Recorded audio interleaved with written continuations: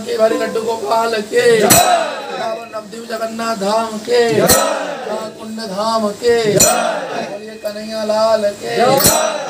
छोरा गोपीनाथ की, राधा कुंड धाम के, कृष्ण भगवान के,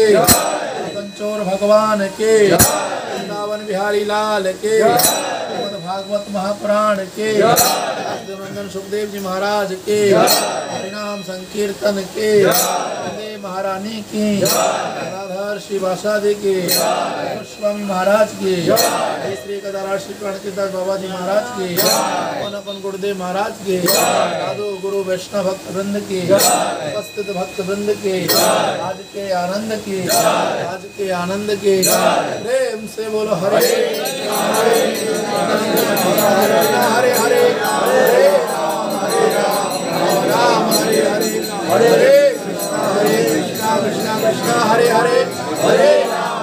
राम राम राम हरे हरे हरे कृष्णा कृष्णा कृष्णा हरे हरे हरे राम राम हरे। जय जय श्री राधे जय जय श्री राधे जय जय श्री राधे